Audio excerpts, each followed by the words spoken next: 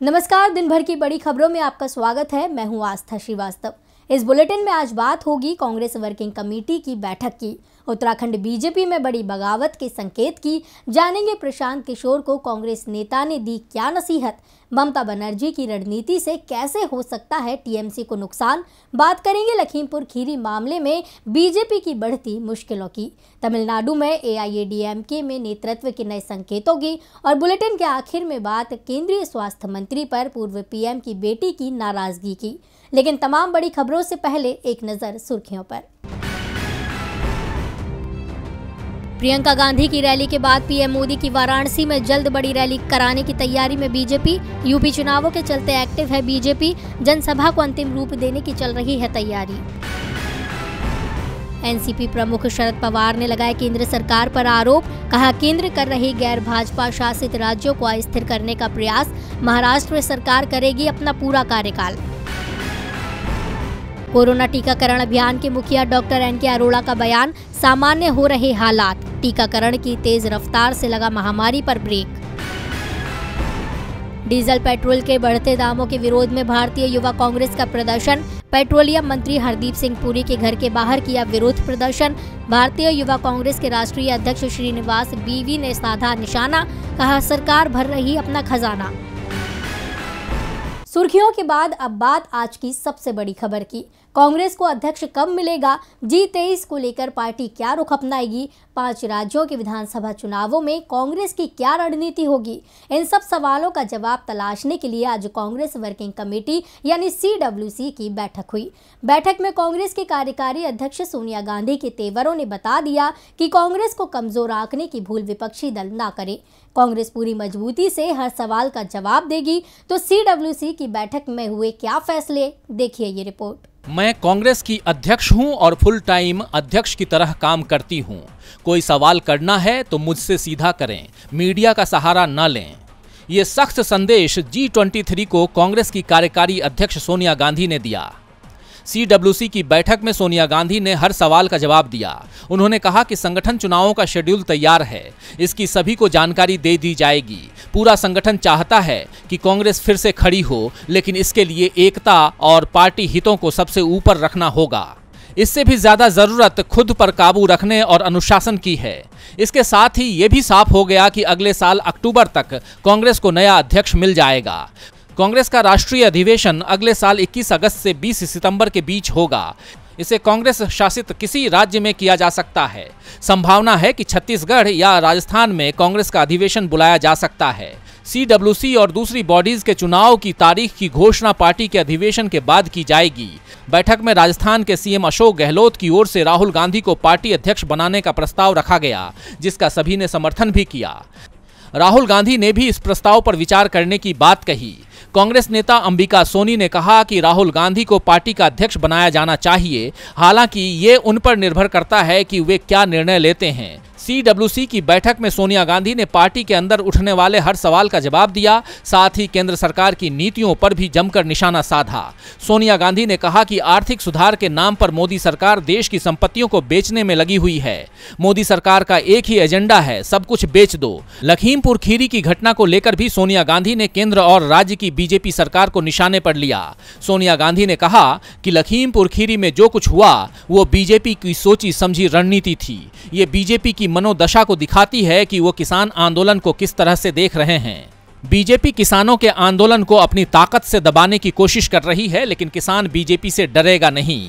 कांग्रेस भी किसानों के साथ खड़ी है। जम्मू कश्मीर में अल्पसंख्यक हिंदुओं की स्थिति को लेकर भी सोनिया गांधी ने केंद्र सरकार को घेरा और कहा कि घाटी में जो हालात हैं उसके लिए केंद्र की नीति जिम्मेदार है।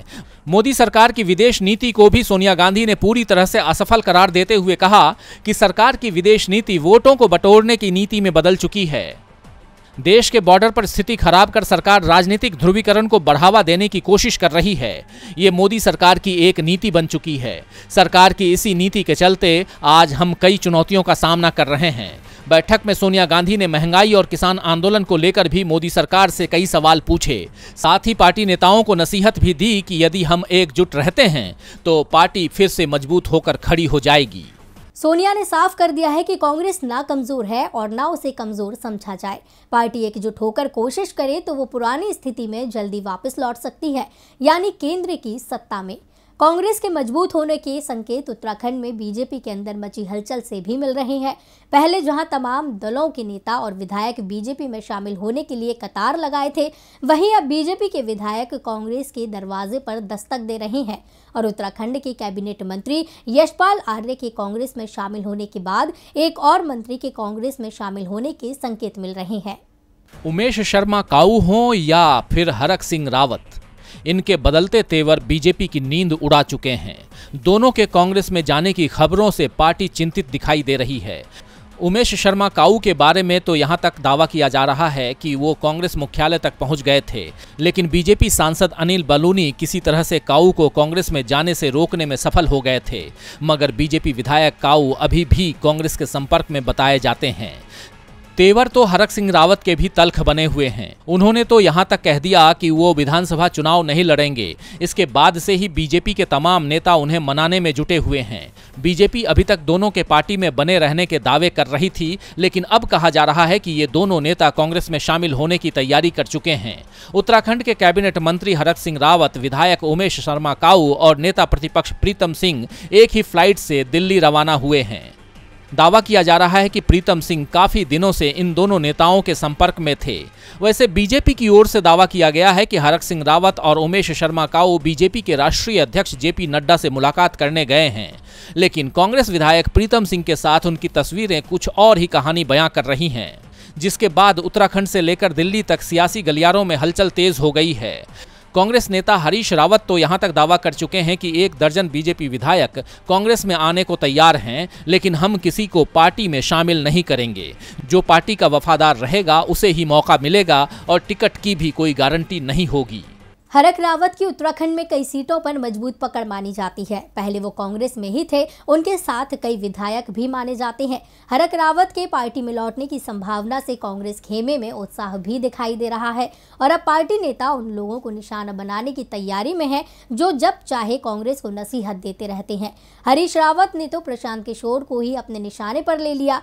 तो क्या कहा हरीश रावत ने, देखिए ये रिपोर्ट। कांग्रेस भारत की सबसे पुरानी पार्टी है, उसे बेकार के ज्ञान की जरूरत नहीं है। अगर कोई पार्टी में शामिल होता है और पार्टी मंच पर अपनी बात उठाता है तो उसका स्वागत है, लेकिन कांग्रेस किसी एक शख्स की गुलाम नहीं हो सकती। ये कहना है कांग्रेस के वरिष्ठ नेता हरीश रावत का। हरीश रावत आजकल पीके से बेहद नाराज दिखाई दे रहे हैं, खास तौर पर जिस तरह के पीके सार्वजनिक रूप से कांग्रेस को नसीहतें दे रहे हैं। खास तौर पर लखीमपुर खीरी मामले को जिस तरह से प्रियंका गांधी ने जोर शोर से उठाया था और खुद लखीमपुर खीरी पहुंच गईं, उसे लेकर पीके के बयान से कांग्रेस के अंदर गुस्सा देखा जा रहा है। प्रशांत किशोर ने ट्वीट करते हुए कहा था कि कांग्रेस की जड़ों तक समस्या पहुंच चुकी है, लेकिन उसे इस तरीके से ठीक नहीं किया जा सकता। पीके ने कांग्रेस का नाम नहीं लिखा था, बल्कि उसे ग्रैंड ओल्ड पार्टी कहा था। दरअसल पीके के बयान को उनकी एक रणनीति के तौर पर भी देखा जा रहा है। पीके के कांग्रेस में शामिल होने की संभावनाएं जताई जा रही थीं, लेकिन जिस तरह से प्रशांत किशोर कांग्रेस में काम करना चाहते थे, उसे लेकर पार्टी के अंदर नेता नाराज थे, क्योंकि प्रशांत किशोर पार्टी पर अपना पूरा कंट्रोल चाहते थे। जब बात नहीं बनी तो वो ममता बनर्जी के पाले में चले गए और कांग्रेस के नेताओं को ही टीएमसी में लाने लगे। इससे कांग्रेस नेता पहले से ही पीके से नाराज दिखाई दे रहे हैं और अब हरीश रावत ने साफ कर दिया है कि पीके की नसीहतों की कांग्रेस को जरूरत नहीं है। रावत ने कहा है कि कांग्रेस के पास काम करने का बहुत ही लोकतांत्रिक तरीका है, हर किसी की भूमिका है। अगर प्रशांत किशोर को लगता है कि वो कांग्रेस के माध्यम से एक महत्वपूर्ण भूमिका निभा सकते हैं तो उनका हमेशा स्वागत है, लेकिन हमारा स्पष्ट मानना है कि उन्हें पार्टी के संविधान और परंपरा का पालन करना होगा। प्रशांत किशोर पर रावत का तंज सिर्फ इसलिए नहीं है कि उन्होंने लखीमपुर खीरी मामले में प्रियंका की सक्रियता पर सवाल उठाए, बल्कि हाल में पीके ने टीएमसी के लिए जिस तरह से कांग्रेस में सेंधमारी की, उसे लेकर भी कांग्रेस के निशाने पर है। तो वहीं टीएमसी अभी भी कांग्रेस को कमजोर करने की कोशिश में ही जुटी हुई है। टीएमसी की रणनीति पर अब सवाल खड़े होने लगे हैं, देखिए ये रिपोर्ट। पश्चिम बंगाल में जीत के बाद ममता बनर्जी पार्टी विस्तार के साथ साथ बीजेपी को टक्कर देने की तैयारी कर रही हैं, जिसके चलते 2022 में होने वाले चुनावों में तो टीएमसी उतर ही रही है, साथ ही 2024 में भी पार्टी उतरने की योजना बना रही है। लेकिन ममता की ये तैयारियां उसके लिए बड़ी मुसीबत पैदा कर सकती हैं। 2024 में मोदी के खिलाफ बन रहे विपक्षी एकता में ही ममता बनर्जी सेंध लगाकर बैठ गई हैं। विपक्षी एकता की प्रमुख पार्टी कांग्रेस के दिग्गजों को टीएमसी छीनती जा रही है। हाल ही में टीएमसी ने गोवा के पूर्व सीएम लुइजिन्हो फलेरो और असम की वरिष्ठ कांग्रेस नेता सुष्मिता देव को अपनी पार्टी में शामिल कराया है, जिसकी वजह से कांग्रेस नाराज है और अब कहा जा रहा है कि आगामी विधानसभा चुनावों में टीएमसी के लिए कांग्रेस मुसीबतें पैदा कर सकती है, जिसकी वजह से 2024 में टीएमसी के लिए परेशानी खड़ी हो सकती है। टीएमसी की रणनीति से उसे नुकसान हो सकता है। इधर बीजेपी की रणनीति से भी नुकसान होते दिख रहा है। दरअसल लखीमपुर खीरी मामले में जिस तरह से बीजेपी ने केंद्रीय गृह राज्य मंत्री अजय मिश्र टेनी का पक्ष लिया, उससे लोगों में गुस्सा देखा जा रहा है। बीजेपी के अंदर भी इसे लेकर बगावत की स्थिति देखी जा रही है। इसका नुकसान बीजेपी को यूपी विधानसभा चुनावों में हो सकता है। यूपी विधानसभा चुनावों में 3 महीने का वक्त बचा हुआ है। समय जैसे जैसे बीत रहा है, बीजेपी की मुश्किलें भी बढ़ती जा रही हैं। किसान आंदोलन से तो पार्टी पहले से ही घिरी हुई थी। अब लखीमपुर खीरी की घटना के बाद उसकी परेशानियां और बढ़ गई हैं। इस घटना के कई वीडियो सोशल मीडिया में वायरल हो रहे हैं, जिसमें साफ साफ देखा जा सकता है कि कार किसानों पर किस तरह से चढ़ाई गई है। इस घटना के बाद से बीजेपी को लखीमपुर सहित कई सीटों पर मुश्किलों का सामना करना पड़ रहा है। बीजेपी नेता वरुण गांधी तो इस मामले में अपनी ही पार्टी को निशाने पर लिए हुए हैं और अब पार्टी के पूर्व विधायक राम इकबाल ने भी पार्टी को अपने निशाने पर ले लिया है। बीजेपी नेता ने कहा है कि मंत्री का बेटा आशीष उसी दिन गिरफ्तार हो जाता तो बात ही समाप्त हो जाती। जांच के नाम पर लटकाने की जो आदत हो गई है, उसने सरकार की किरकिरी करा दी। दरअसल लखीमपुर खीरी मामले का असर तराई की 39 सीटों पर साफ साफ देखा जा रहा है।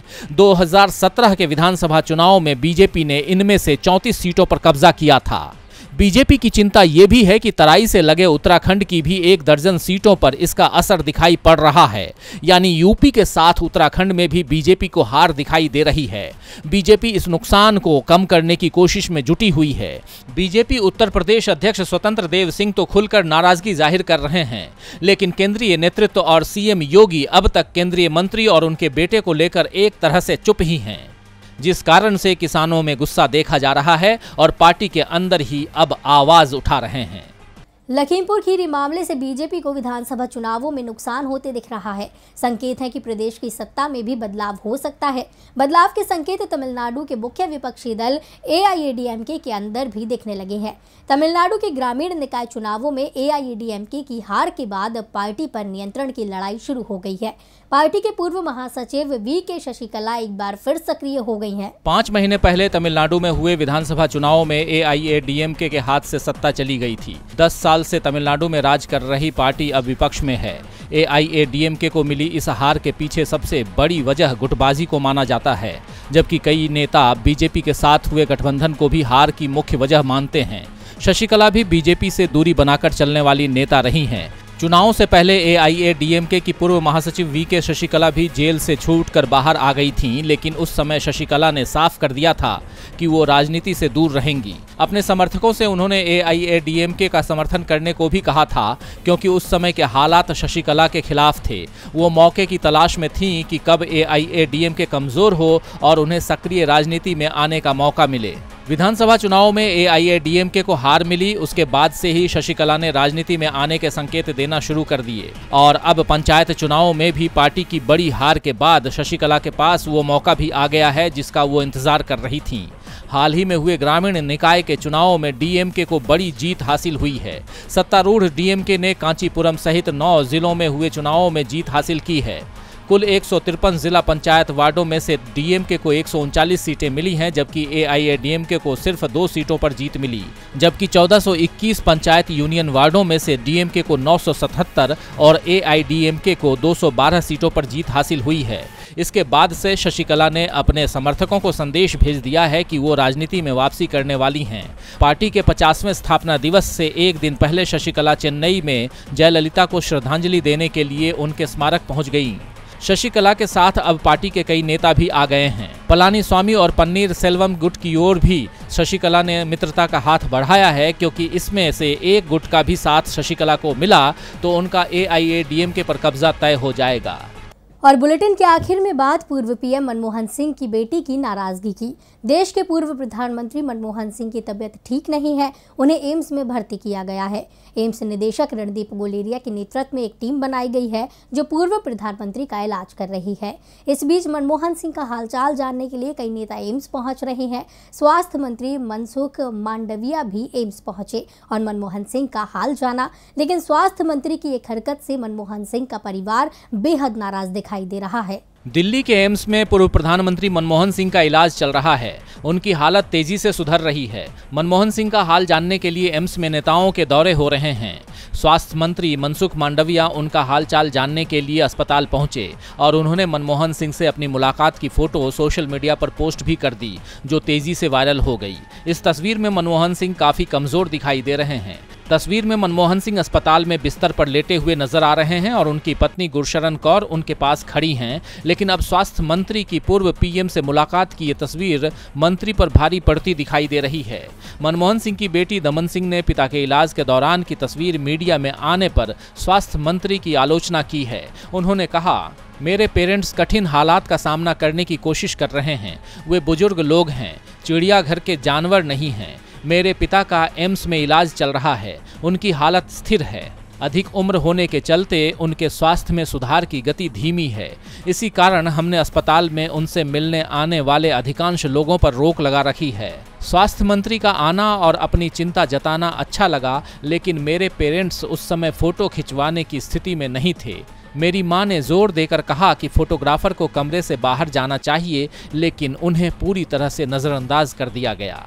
तो पूर्व पीएम की बेटी ने कहा कि हम लोग बहुत परेशान हैं और स्वास्थ्य मंत्री के इस कदम से हमें और परेशान किया गया है। हालांकि बाद में इस तस्वीर को मांडविया ने अपने सोशल मीडिया प्लेटफॉर्म से हटा दिया। इस मामले पर डॉक्टर्स ने कहा कि रोगियों की प्राइवेसी बनाए रखना नैतिकता है। डॉक्टर्स और हॉस्पिटल्स का ये दायित्व है कि रोगी की गोपनीयता की रक्षा हो।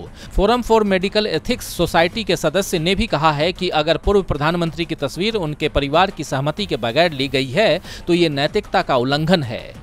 तो आज इस बुलेटिन में बस इतना ही। देखते रहिए डीवी लाइव। नमस्कार।